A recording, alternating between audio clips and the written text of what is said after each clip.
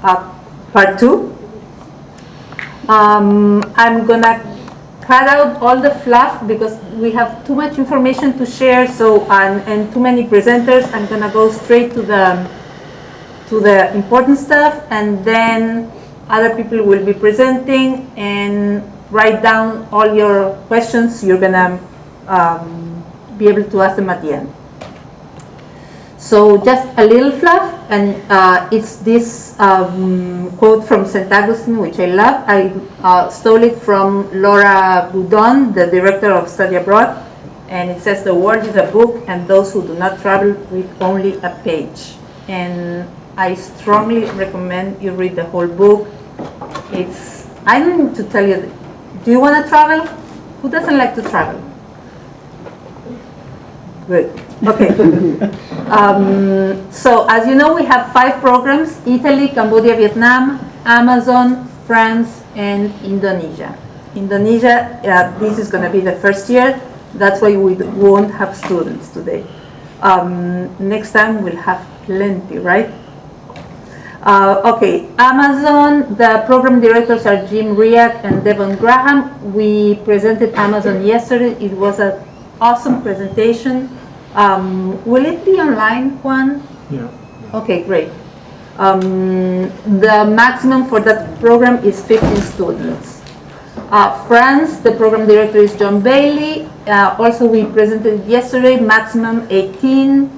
Cambodia, Vietnam, we're presenting today. We have all the Vietbodia gang here. Maximum 15 students, program directors Juan Dina Espinosa and Harry Roberge. This was a winter program, and by popular demand, it was moved to the summer. So we'll see what happens. Then Whitney Bauman, program director for Indonesia, also 15 students max. And Italy, Professor John Bailey is tied up with an event for the France Study Abroad. So we have 2013 Italy students that will be presenting Italy. And I should say their names. It's Francesca Baccarossi, Richard Barrios, Adriana Mercado, and Alejandra Vasquez, right? Thank you for doing this. Okay, and then we'll have a few words from the people of the Office of Study Abroad. Anything you need to know about scholarships, you should go and check with them. So I suggest you take note of those, where is it and how to contact them. They're at PC 113. That's the phone number. edabroad at fiu.edu is their email. Laura Boudon is the director, Susie Gomez the assistant director. Okay, dates. Amazon is to be determined, and it's going to be around the end of summer A. France, these are all 2015 programs. France is June 30 to July 31st. Cambodia, Vietnam, May 13 to June 11. Indonesia, May 11 to June 11. Italy, May 18 to June 17. Now, as you know, all the honor study abroad programs have a course component in the spring. Well, that's when the program is in the summer, the course component is in the spring. It's mandatory, and you get 6 credits, 3 for the course in the spring and 3 for the trip in the summer. Okay, registration starts Monday. At our office, the M233, 10 a.m. If you want to come early, you just stand in line. At 10 a.m., we'll be giving out numbers in the order of arrival, and works on a first come, first served basis. So when they get full, they get full. We'll have you have to come by the front desk and sign in your destination sheets. So there's going to be 5 Excel sheets that and sign on there, and so we'll have your information. Okay, so once we reach each program's limit, we won't accept any more registrations. So be there early, have everything you need to have, which I'm going to explain now. We don't have a waiting list. So you need to bring 2 money orders. It can also be cashier's check, no cash, no personal checks, no credit cards. Those are the only things we accept. And from what I hear, it's better money orders for you. We don't mind, but it's better if you bring money orders, because in case you're number 19 or 20 or you don't get in the program, you'll have to write your name down. So that's why I'm asking for blank checks, not blank the amount, blank the 2. I'll put in the FIU. So it's one for 250. It's non-refundable, and it's an honors college administrative fee, and the other one is 175, and also it's non-refundable, and it's for the Office of Study Abroad. These are mandatory, and that's how you get your spot secured. So you come in on Friday at 10. We will receive payments until the program is full. Not every program is going to get full on Monday. I wish they would, but they won't. So when a program gets full, I send out an email, so you'll know that you can't apply anymore. But as long as you don't get an email, the program is open and you can still be applying. You will get a receipt, a link to apply online, and a class registration form. With those things, you go to the Office of Study Abroad and you give them the 175 and the class registration form. In case you can't make it on Monday, you can always send boyfriend, girlfriend, parent, friend, aunt, whoever. It doesn't matter, and it's going to take a while, so whoever you send, let them know that they'll be there for a while. Okay, once you are done with the Office of Study Abroad, you apply online with the link I'll give you. And after these 3 steps, your spot is secured. What else? Okay, costs. Amazon is going to be around 2,800. Italy and France, 3,000. Indonesia, 32-35. And Cambodia, Vietnam, it's the bargain of a lifetime. It's 1,900. And I hope you take advantage of that. Accommodations are included, most local transportation, group visits to museums, entrance fees, all that is included. Not included are the airfare, those 175 and 250, FIU's tuition for the classes, most meals. That depends on the program. Some programs have more meals included, some others don't. Passport, visas, documents, vaccinations, personal expenses, of course, none of that is included. All the rest is. We will start accepting payments on April 18. I'm calling the 250 and 175, there are fees, and these are already the payments. We have 3 deadlines: Monday, September 8th, November 3rd, and January 26th for payments 1 to 3. This information, everything you can find either in the 1,000 emails I sent or at honors.fiu.edu/study abroad. All the information is there. One important thing that I just found out yesterday, are there any out-of-state students or international students? Okay, all you can pay study abroad with in-state tuition. So this is really, really good to know, because it might, for regular classes, you pay a lot more. Okay, so I hope to see you on Monday. I'll be answering any questions when we're done. And now Harry Robert for Vietnam, Cambodia, and Jenier Paez and Eric Camacho and everyone that comes, that wants to comment. Will be, please take this beautiful, newly printed and colorful flyers when you throw it out. Thank you. Luli. Luli. Yeah.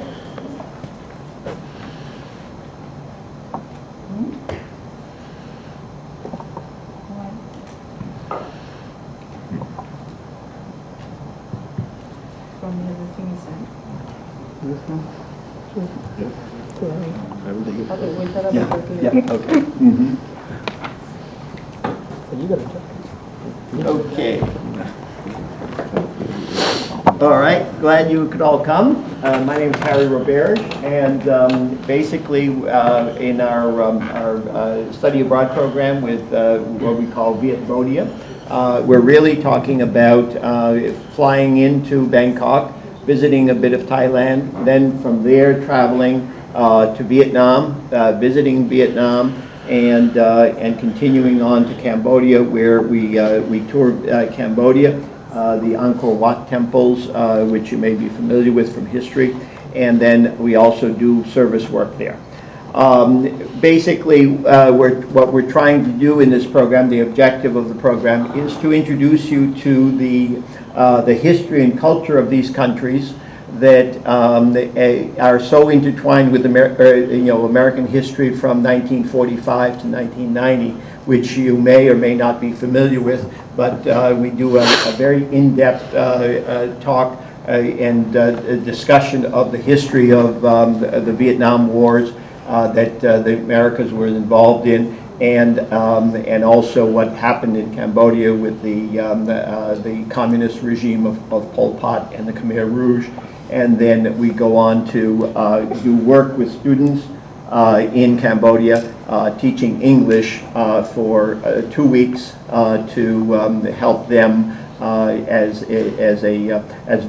service work on our part to help the country which was so devastated by the wars and stuff. I really don't need to talk too much. The slides show a lot of what we've gone through and we've experienced here, Halong Bay, which is in Vietnam, and it's really quite spectacular in terms of travel that you see, places that are very, very different than our Western culture, and as well as the food, the language, the people, the culture, the social values, etc.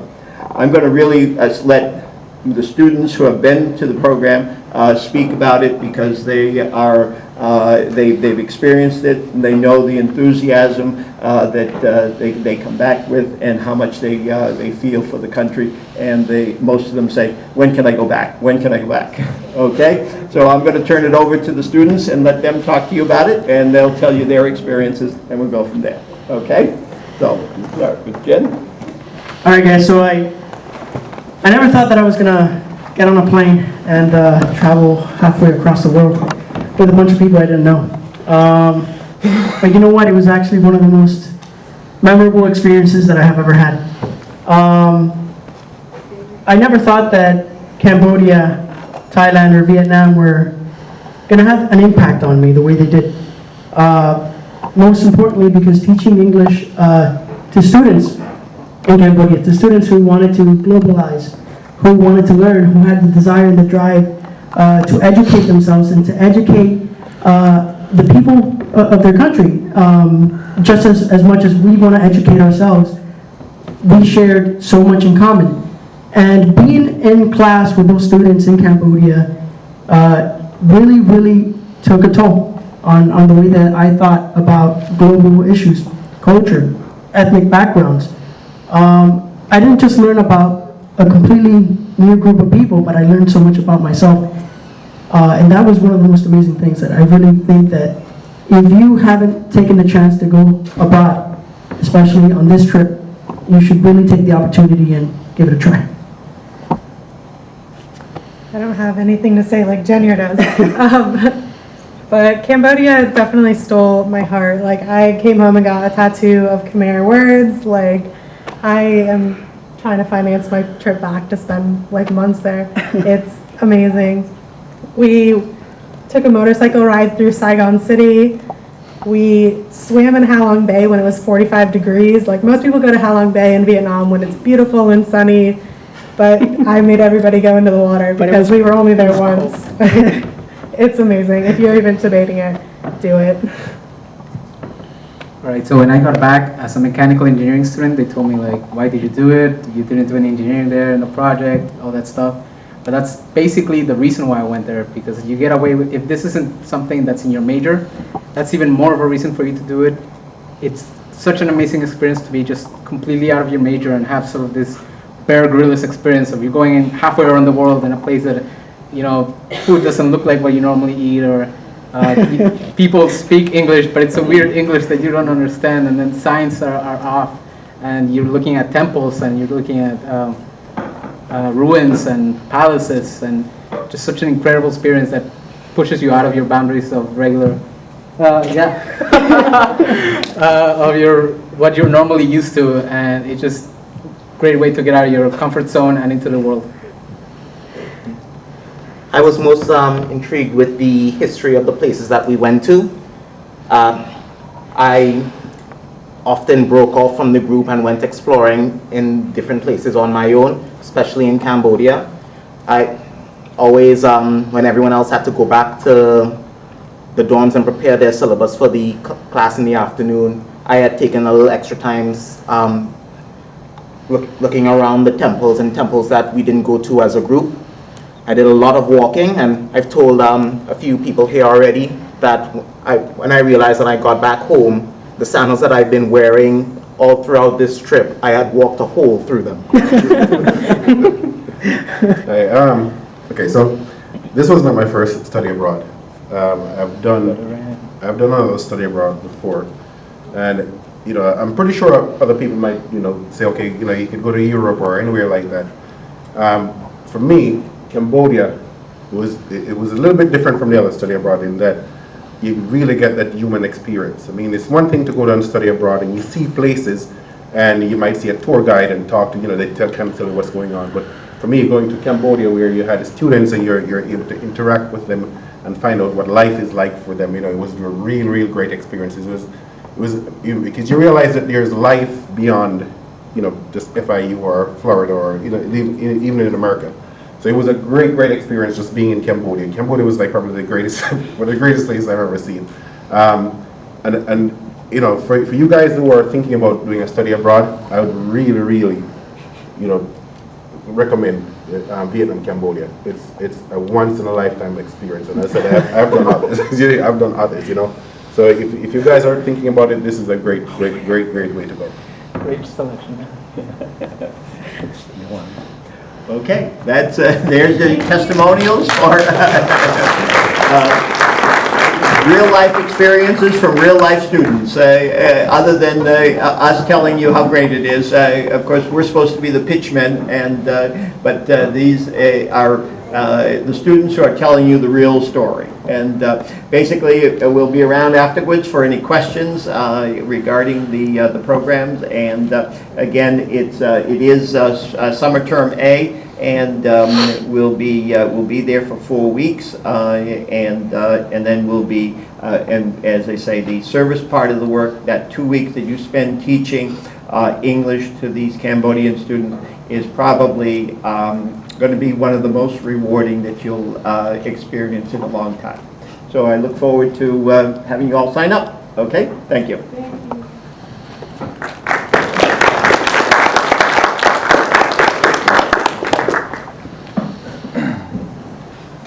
Well, that was a mean trick, because this is the first year for me and I don't have any students to trot out before you, so thanks a lot.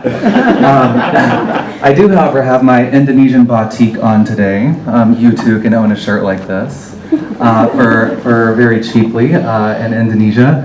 Also, guys that want to wear dresses, you can do that in Indonesia. It's fun. Girls can too. They're called sarongs.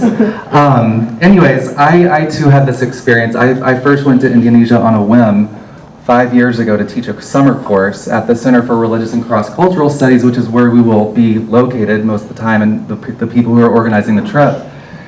And I've been back every year since. Mostly during the summers. I go all summer long, and I've started doing research there last fall. I did a Fulbright scholarship research project there. So be careful, these trips do sort of steal you away. Most people don't really know a lot about Indonesia, and what I want to focus on in this course in the spring and on the trip is religion and globalization in Indonesia. So if I asked you all, who is the president of Indonesia? Yeah, see? When I ask people in Indonesia, who's the president of the United States, they all say Obama, right? Globalization is uneven, and it changes depending on where you are in the world, and that's sort of what this program is all about. His name is SBY, by the way, so now you know, for a cocktail party or something. We'll be staying here in Java. We'll be staying on the island of Java. There are thousands of islands, and we can't go to all of them, but we're going to go to Java, and we're going to go to Bali. You've probably heard of Bali. And within Java, we'll be staying in this small town here called Yogyakarta, which is in southern Java. And in Bali, we'll be all over the island, moving about. Let's see, oh yeah, here.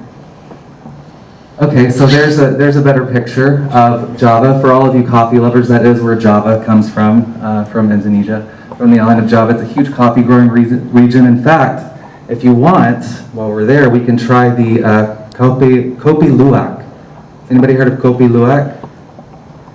It is coffee that is eaten and then shat out by a little animal, and then you roast the coffee beans and drink the coffee. It's actually pretty good, but it doesn't sound so great. But we can try that there. It's really, it's fun. And this is a better picture of Bali. We'll fly into, so what you'll do on this trip is you'll fly into Jakarta, Singapore, or Kuala Lumpur, get a round-trip ticket from there, and then fly from there into Yogyakarta on a local airline. But we can talk about that later once you get the details. We'll fly from Jogja to Bali, which is about a 15-minute flight. It's really short, but it's the easiest way to get there. And like I said, we're going to go all over the island of Bali, and yes, you'll have time to be on the beach there and all that stuff. There'll be some built-in downtime on the program.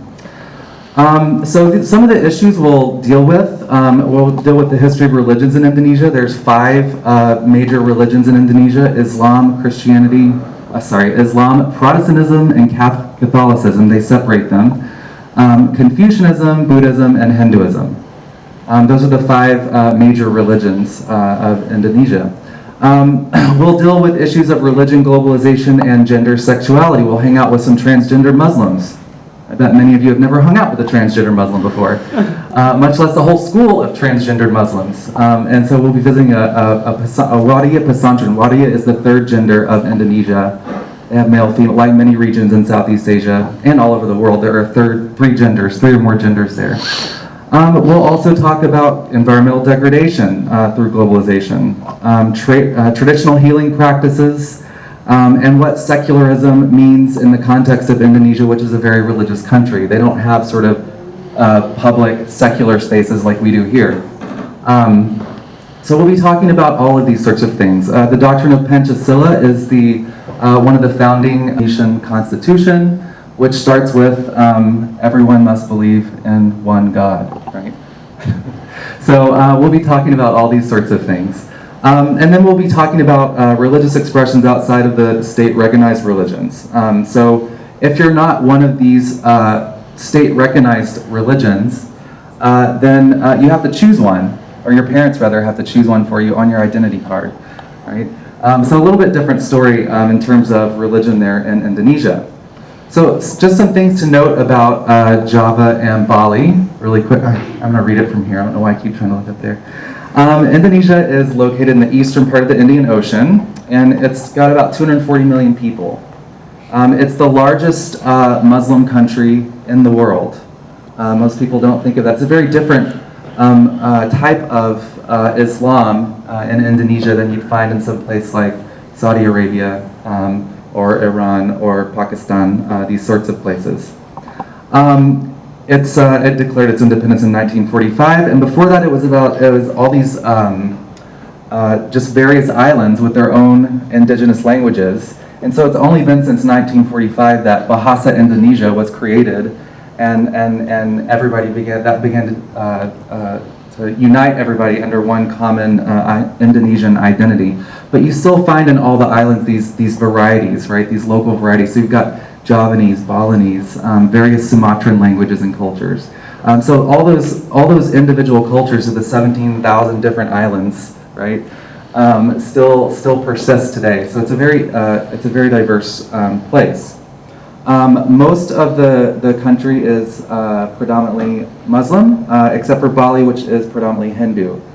So we'll visit we'll visit both of those places. It takes a long time to get there, about 24 hours, so just be prepared, just like Vietnam or Cambodia. It's literally on the other side of the world. Just very quick, some pictures, because I know I'm almost out of time. This is Borobudur. It's a 9th century Buddhist temple. This temple was literally under layers and layers and layers and layers of volcanic ash until the mid part of or early part of the 20th century, rather, when some Dutch archaeologists uncovered it. Right, but this is one of the major sites in Indonesia that we'll visit. We'll go there at sunrise and hopefully see the sunrise if it's not foggy, which sometimes it is. But anyways, you do what you gotta do.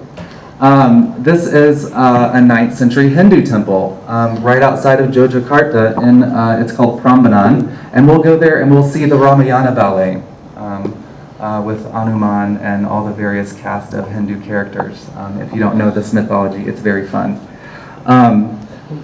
This is one of the churches we'll visit. This is the Javanese Jesus. I write a lot about the Javanese Jesus because it was brought by the Dutch to try to colonize indigenous people that worked in their sugar factories in this little town in Ganjaran outside of Jogja. And now the local peoples have adopted it. It sits beside the church in a Hindu stupa. So you've got Jesus, Javanese, Hindu, and you see Muslim women with their jilbabs, right, crawling up the stairs to kiss the feet of this statue on any given day, right?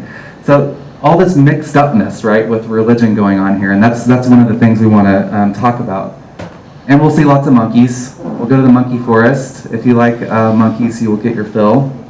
They will steal things from you. I had one eat my sunglasses one year. That was fun. We'll also go to this water temple in which you can bathe if you so like. We'll also go snorkeling. It'll be fun. There's lots of coral reefs around Bali, so you'll get to do that. There's orangutans there. So Indonesia is one of the only countries left with orangutans, and they're in danger now by the palm oil industry, but we'll see them. And maybe we'll go rafting, I don't know. It's lots of fun. I encourage you all, if you have questions, to just ask me about them. But it's a great place. Be careful, because you will fall in love with it and want to go back and then think about how you're going to fund your next trip back there. Thanks.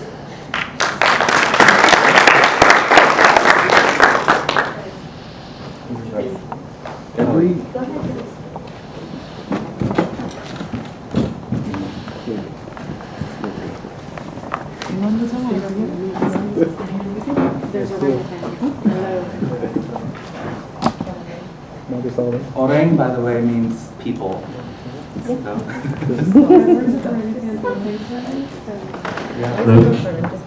Buonasera. That's hi in Italian. One of the many phrases we learned while we were there.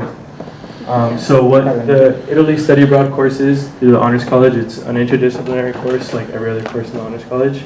But what it does is it tries to integrate classical antiquity and the Renaissance kind of try to figure out how it influenced modern society. So the course is led by John Bailey.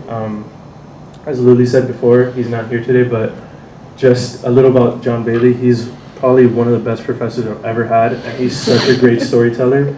He can really, really like rile you up and tell a great story, and he kind of brings you, so when you're in the area where you are, he kind of brings it alive, and he brings the people that were once there, he brings them back to life, and you kind of walk with them as you go through the tour, the Grand Tour. And so that brings me to my next point.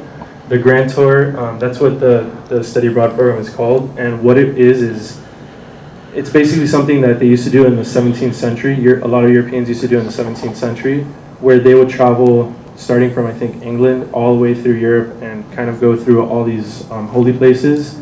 But we just did the Grand Tour within Italy. And so we started off in Rome. So we're gonna take you through the whole day now. I don't know if someone Yeah, else. day by day.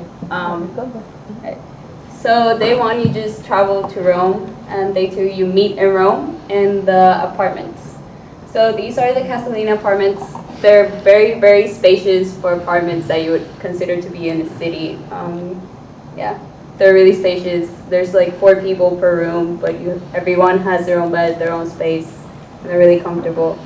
You have Wi-Fi in every room, so you guys have Yeah, technology, don't worry about it. Yeah, you're gonna have Wi-Fi pretty much everywhere you go here.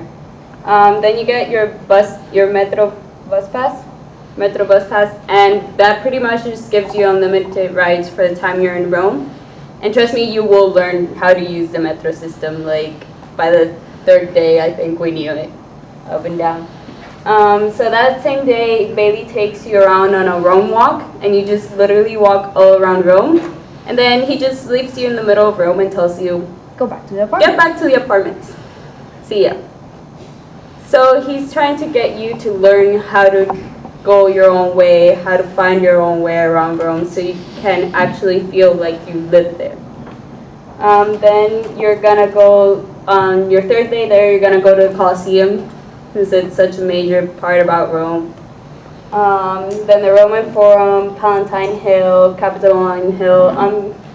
You're just gonna learn a lot about the history, and he's gonna take you like as if you were there. Like Richard said, he's a great storyteller, and he'll bring every place alive. The Pantheon, the Piazza Navona, Via del Este Tivoli. That one is amazing. You will love it. And Hadrian's Villa, the same thing. Then you're gonna have 2 free days in Rome. I think one of those free days you guys went to a soccer game, right? Yeah, we went to a soccer game of Rome versus Napoli, and Rome won. So we were very excited because we all picked to be on side of Rome's side, of course.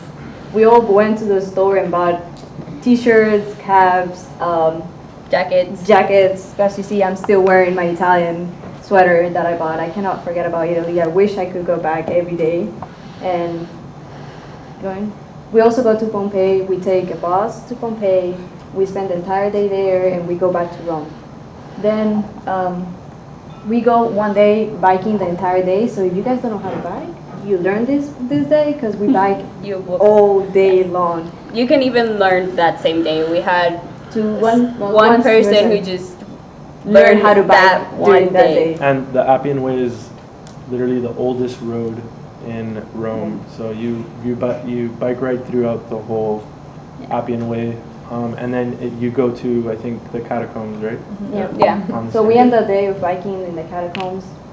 It's incredible, all the history that you see in one day, biking and the catacombs at the end. Just one day is enough to appreciate all the history that you see. Then we go to the Vatican. We were able to see the new Pope. We went to Mass very early in the morning. So many people, but it was worth it. Then we went inside the St. Peter's, and we went to the Vatican's museum. We saw the Pope, and it was lucky for us that we got to see the new elected Pope, recently elected. So Yeah. that was pretty nice for us. Yeah. Then you have To go back to St. Peter's, we got to walk all the way to the top of the dome there at St. Peter's, and then we walked through the whole entire church and, like they said, the Vatican Museum. So Then you have, I think it's 3 free days in Rome. So during these 3 days, you can pretty much do anything and everything. You can go explore Rome, go explore adjacent cities. For example, a group of us went to Capri, which was, All of us went to that. well, almost all of us went to Capri. Oh, that's true. Other things you can do, you can go back to Milan. You can go to Milan, you can go back to Appia Antica, they have horseback riding there. You can do so many things. You just hop on the metro and just go somewhere. And that's all you need to do for your free days, pretty much. And then you're gonna travel to Florence through San Gimignano. When you go to San Gimignano, it's really an amazing view because you go up the stairs to one of the towers. Well, when it was raining, but it's not always raining, so. Then we traveled to They have some our of Florence housing. They have some of the best gelato there. They Oh actually yeah, have they the do. best They gelato in They the have a world. store called the best gelato in the world, and we got gelato there. It was probably the Yes. best gelato in the world. I think we made it a point to try every gelato that we could find, Yeah, and when you and it guys, was worth it. yeah, and you guys also have to try something that I've never seen anywhere in the United States called tartufo. Oh, so Oh, good. man, So it's good. like a dark chocolate. Yeah. It's a cherry Ice cream. involved Ice in like cream with, I don't know, five it's hard to explain, but it's capsules really good. of chocolate. Yeah, we made special trips for that. That's in Rome. It is. Okay, then you reach your Florence housing. You also get to live with 3 other people, so it's a room of 4. Each room has a name, so there's like the Da Vinci room, etc. You have a kitchen. The only problem here is that in the whole building you only have 1 washer and dryer, so we had to like Yeah. make line for that, but it's a learning experience. We also had potlucks between ourselves. We would cook pasta, have wine. You're allowed to have wine there. Because the only thing you can drink. As long really. as it's not during class hours. Yeah, not during class hours. Then we went to the Duomo, Bad Brunelleschi. We spent a couple of days there. And we would always, like, when we went in the morning. And it was really interesting because Professor Bailey explained how it was constructed and how it really is a dome within a dome. And you get to take lots of pictures, a lot of tours there, You and get it's to all go- history. Yeah, you And you get walk to all climb the it way too. up. How many steps? 463 steps. Yes. 463 Can't believe you steps. still Up It was and down. Then you see the Baptist of San Giovanni. You see the doors there. Those doors, there was a competition for them, and you also learned the history about it. They're really intricate and really detailed, beautiful. Then you visit the Academia, where you see the David, which is literally, it's nothing like the picture right there. Yeah. Like, Yeah, you see it and you're amazed. yeah, Yeah. in You- person it's so much You fun. feel like that guy is gonna move anytime soon. Yeah. Yeah. You feel like that. It's so real. Like you can see. I'm It's a huge. bio major, and I'm interested in being a doctor. So the anatomy of the human body is super interesting to me. And I was looking at it, and I could notice every vein popping out. Like it was amazing. Then you go to the San Lorenzo Market. You can go back to it. You don't have to just like go there once, and you get really good deals on leather purses and jackets. Adriana Yeah. spent 2 whole days choosing a jacket, but I did. It's true. but it was worth it. And It it's was. super cheap. You also get to, it's not in the pictures, but you also get to go to the school of leather, and you see how they make the purses, which was really good. Then you will travel to Siena. Siena, one of the days. Then you go to the Uffizi, and then you have another day in Florence, and then after that you're gonna have a free day in Florence that you can again just go wherever you want, do whatever you do in Florence. We went to, Wine tasting. yeah, but where was it? Oh Chianti. yeah, Chianti. we went to Chianti. Chianti region, and we went wine tasting like in the mountains. It was really good. And Yeah. this is on our free Fun. days. Like the wine tasting was on free days. Going back to the market was on our free days. After class, like it ended. If Yeah. class ended at 3 p.m., we'll go back and go Class outside. usually ends like by the time you're gonna have lunch. Yeah. Class usually ends, and then you have the entire day just to do and Believe me, explore it's- whatever you want to do. If you're not comfortable trying by yourself, this goes away completely in Italy. Yeah.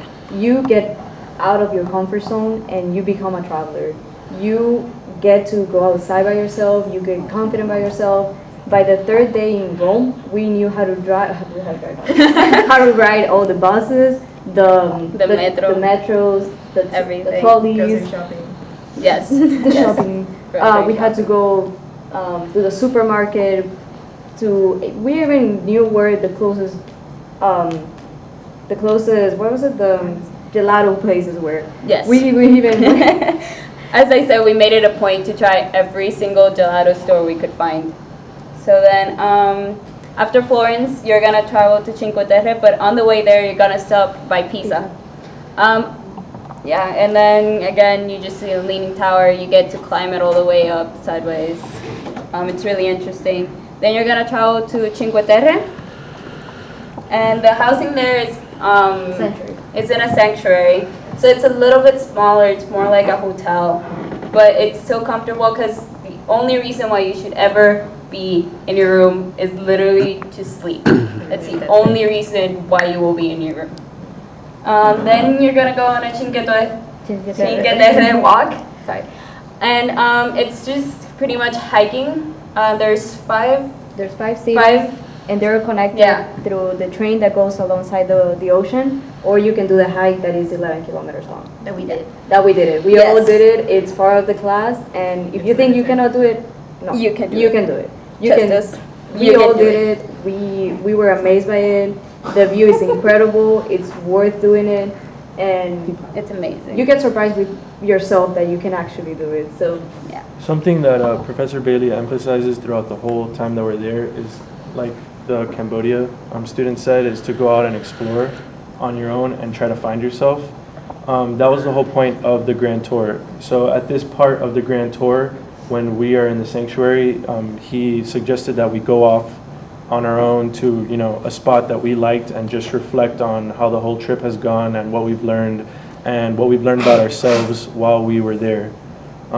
So it's not only obviously going to see this great country and these great cities, and learning about history, but you also get to learn about yourself, just as the Cambodia student said. You also get to go kayaking, and then you go to Venice. Beautiful city. As you can see, you stay in this hotel. It has Wi-Fi as well. It's really in the middle of the city, so you get to like go everywhere from there. That day you do a Venice walk. Then you're by yourself, so you can decide to do whatever you want there. Most people decide to go to the Rialto Bridge, which you also visit the next day. Then you have the St. Mark's Square. So there they have free concerts like every night, so we would go there and as a group and stay there until like 10, 11 p.m. before we took the last vaporito, which is like how you can... A water bus. A water bus, yeah. That's how you can transport yourself there. Then there's the Doji's Palace, and then we went to Murano, which was just an experience. Yeah. So Murano is known for its glass blowing and glass everything. So there we went to this little shop where they actually showed us how they build things, and some of us got to blow glass. There's one of our friends here blowing glass at the store, and it was a great experience. Then that same day you go to Burano, which is known for its lace clothing. lace work, yeah. Everything is handmade great. there. Yeah. An interesting fact, they paint their houses all different colors. Yeah. Well, they used to do this. They used to paint their houses all different colors in order to have their fishermen, find their way back home. So instead of a lighthouse, they would see the really bright colors of the houses. And they kept the find their way tradition, back. and they still paint the houses. Yeah.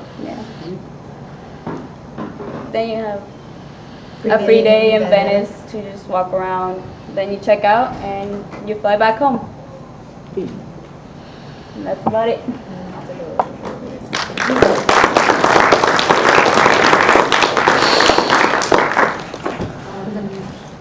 We're in control.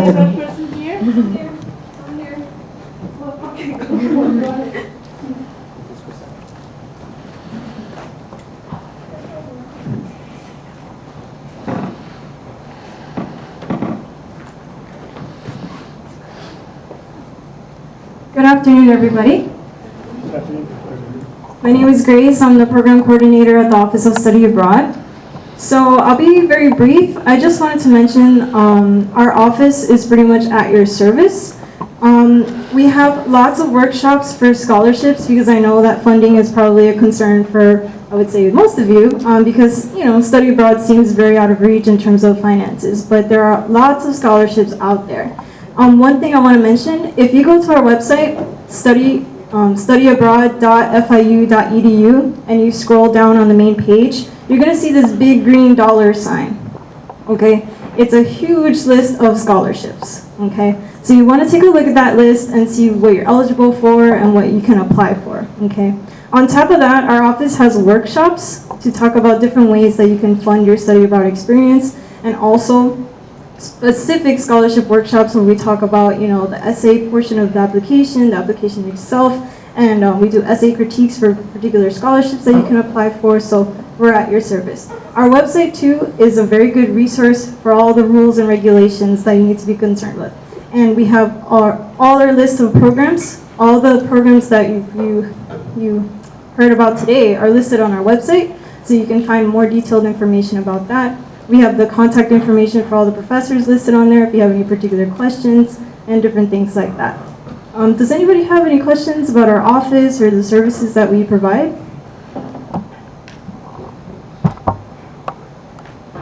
Where's the office? We are located, thank you very much. We are located in PC 113. It's if you keep walking straight through past student financials, you'll see, you can't really miss it. There's a sign on the side that says Alcoholic Study Abroad. So my name is Grace. If you have any questions, we have, you can just pop in the office. You can shoot us an email at edabroad.fiu.edu. You can stop by our office in PC 113 or give us a call, and we're here to help you. That's what we're here for. Okay, thank you very much. Okay, guys. We'll take questions to whoever you want to ask them. Who has a question?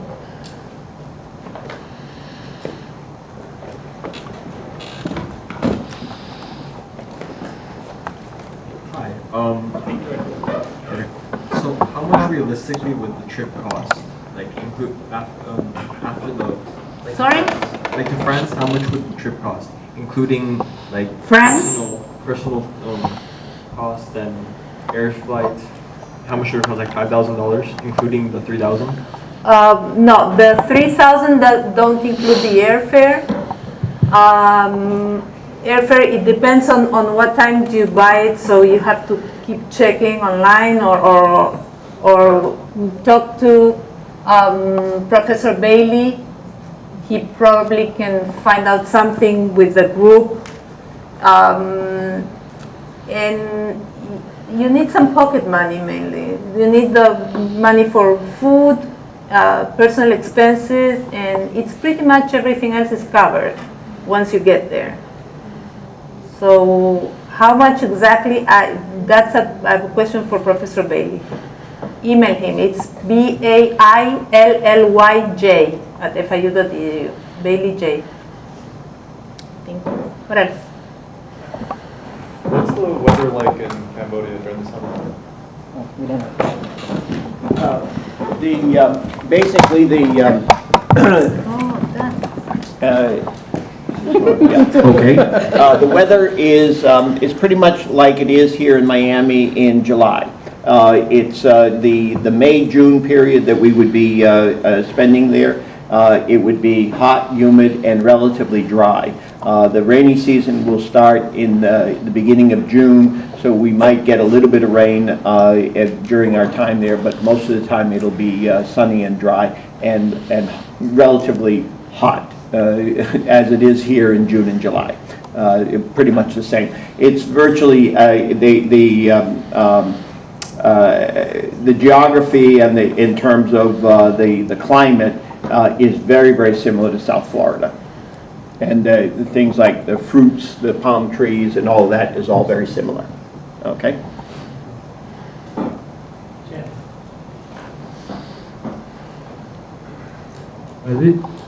This is for the Office of Study Abroad. Like what happens if we make our first payment but then get a scholarship? Do we get like a refund afterwards with scholarship?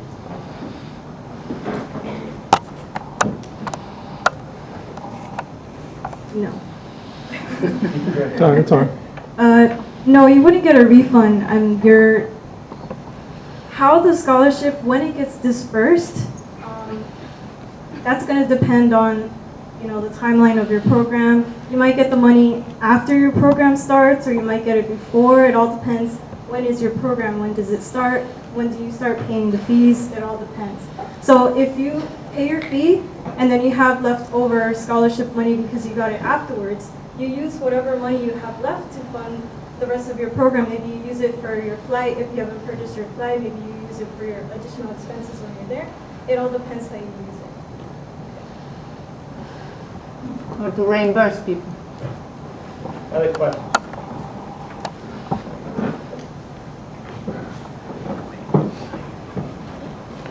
I don't have to go running. Does this work?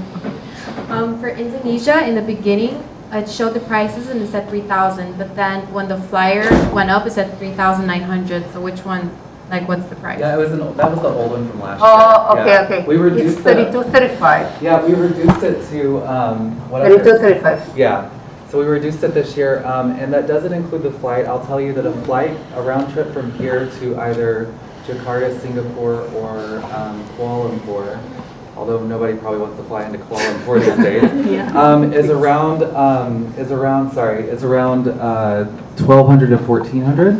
But and then it's only about $30 to fly to $30 to $50 to fly from there into Yogyakarta, and then the flight from Jogja to Bali is included, and that price also includes 2 meals a day during the weekdays, not on the weekends. So, and all that, you know. So.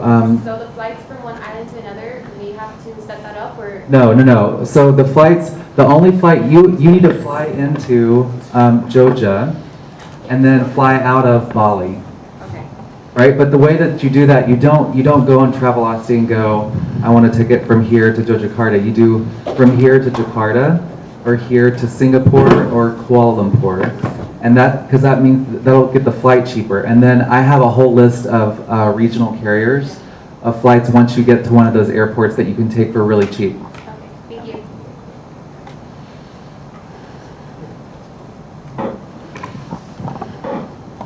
Kind of a similar question for the Vietnam, Cambodia. How much does the airplane ticket cost, give or take?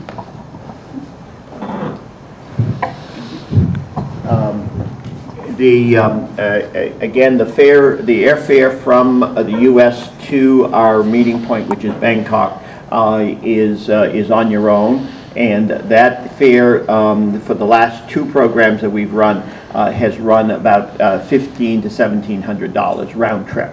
Okay, and you would this was a group fare, so the group went together. We do have, if we have time flexibilities, you might want to, you might want to use your parents' points to get on a flight that would be, cost you nothing, etc. But that's going to be you got to figure somewhere between, and also where you come from. Like if you were flying out of LA, you could get a round trip fare on Asiana Airlines, which is a good airline, to Bangkok for maybe $950 to $1,000. But coming from Miami, you always have that to get to the West Coast, and then from there on. In the past, we went from Miami to JFK, Shanghai, Bangkok. And after you get into Bangkok, everything else is included because we do fly from every point to point because the distances are too great and the roads are not really very efficient travel-wise. So that you would be flying, and that would be included in the program fee. Hi. Yeah, I guess I had a similar question. I was wondering what the weather is like in Indonesia at that time.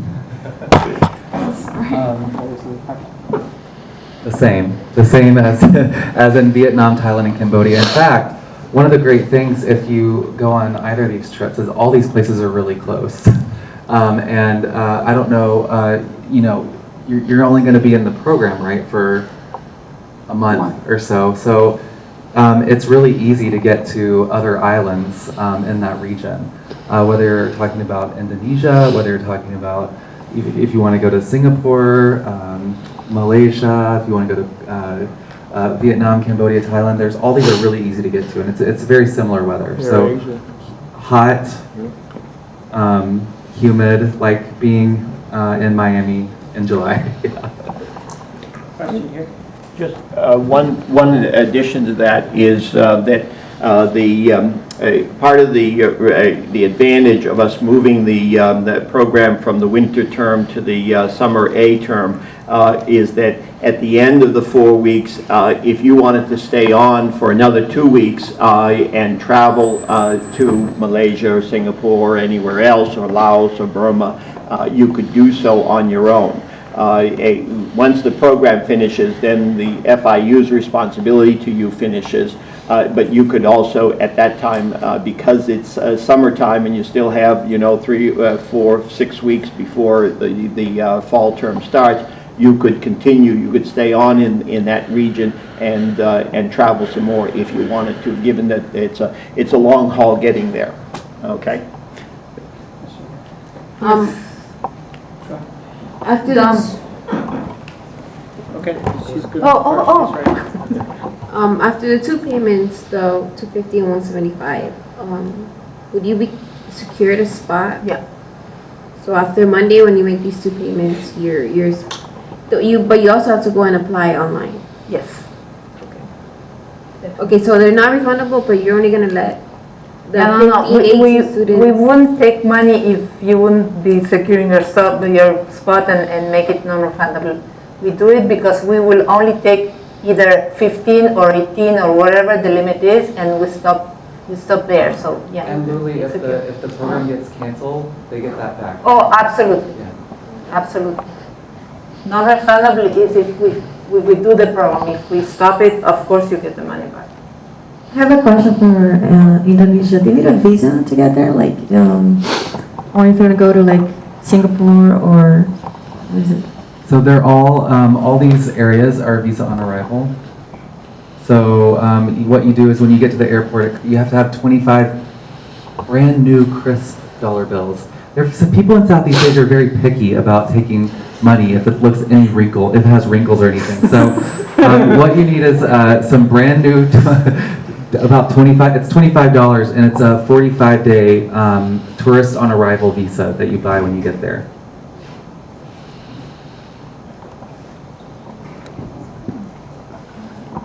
Other questions?